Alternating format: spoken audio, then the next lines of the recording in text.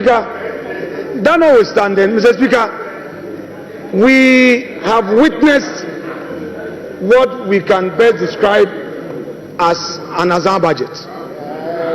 Mr. Speaker, they are all much talked about for 24-hour economy. The president came here, they said it was all ready. The finance minister comes here, and again, the 24-hour economy policy is not included in his budget statement. Mr. Speaker, Mr. Speaker,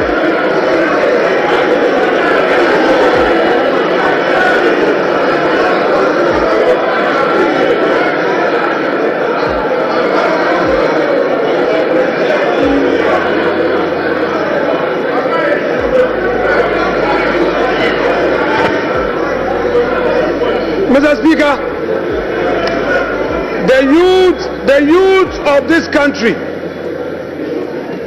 have been waiting for this 24-hour economy policy.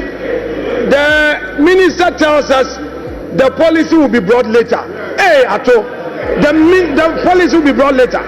Mr. Speaker, it is clear that all the jobs they promised the youth of this country was merely an Azaa promise. Mr. Speaker, there is no inspiration from this budget. There is no hope in this budget. The repetition of the social intervention programs, Mr. Speaker, and then the minister complained that some contracts at the road sector had no commencement certificate. Go to the Chain Homes Road. There is a road construction on the Chain Homes. There is a new road being constructed to the 10 homes with a new runabout. There is no commencement. We did a set. There is no commencement. There is no PP approval. You are doing, Mr. Speaker, you are started construction. Minority leader. Honorable Minority Leader. Honorable Minority Leader. Honorable Minority Leader, please, comments.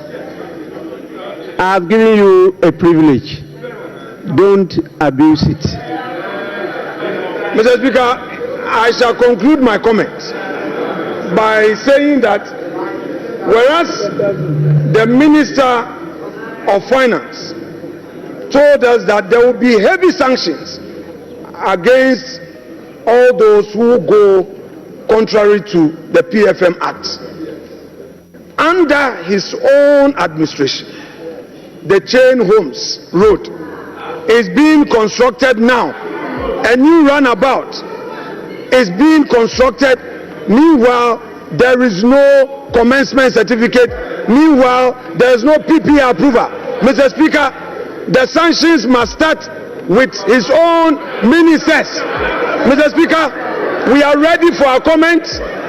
We know they are not ready, but if the minister is going to stay, Mr. Speaker, let us start the comments on this budget statement here and now, because this Azaa budget, we cannot allow it to get onto the shelves for Ghanaians to think that there is any hope. Mr. Speaker, there is going to be comment to expose them. Thank you very much.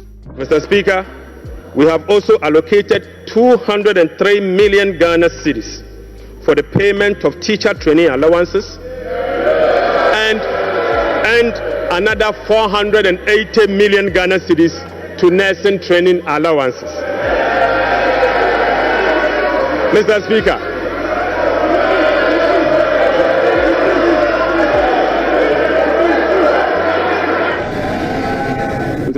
I now take you to how these resources will be allocated in the year 2025. Mr. Speaker, we will provide a cedi equivalent of $279 million as a revolving fund for the Ghana Gold Board to be able to purchase and export at least 3 tons of gold per week from small-scale miners. Mr. Speaker, we have allocated 13.85 billion Ghana cedis for big push projects. Right Honorable Speaker, under the school feeding program, budgetary provision has been increased from the 1.3 billion Ghana cedis last year to 1.78 billion Ghana cedis.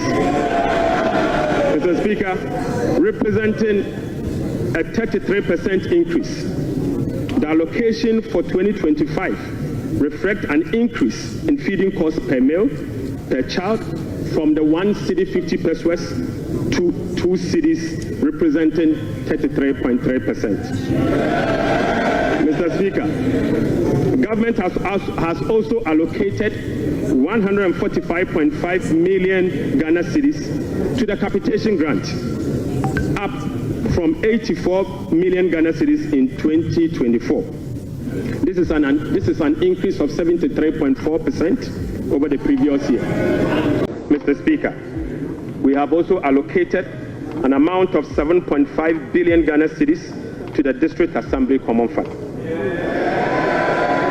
In accordance with our decentralization policy, we propose to Parliament that a minimum of 80% of the funds allocated to the District Assembly Common Fund should be sent directly to the district assemblies to spur economic growth and at the district level to deepen decentralization.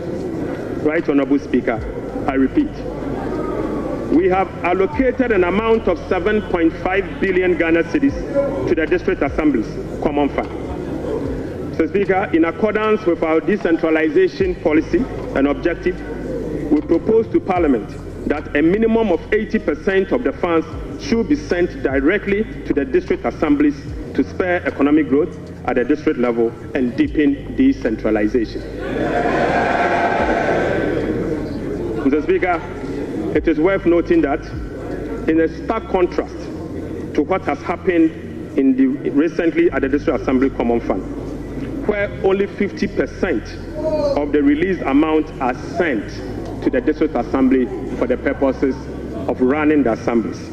Mr. Speaker, we have also allocated an amount of 1.5 billion Ghana cedis for Agriculture for Economic Transformational Program, of which Feed Ghana, Ghana Grains Development Project, Vegetable Development Project, and Nkoko Nketenkete are all key components of the program. Right Honorable Speaker, we have also allocated 51.3 million Ghana cedis as seed fund for the establishment of the Women's Development Bank. Mr. Speaker, we have also allocated 300 million Ghana cedis to the National Apprenticeship Program.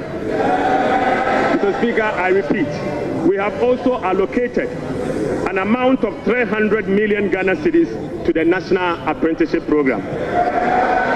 Right Honorable Speaker, we have also allocated an amount of 100 million Ghana cedis to the Ejumewura Program. Mr. Speaker, an amount of 100 million Ghana cedis has been allocated to the National Codes Program. Mr. Speaker, another amount of 100 million Ghana cedis has been allocated for the payment of monthly allowance to all assembly members.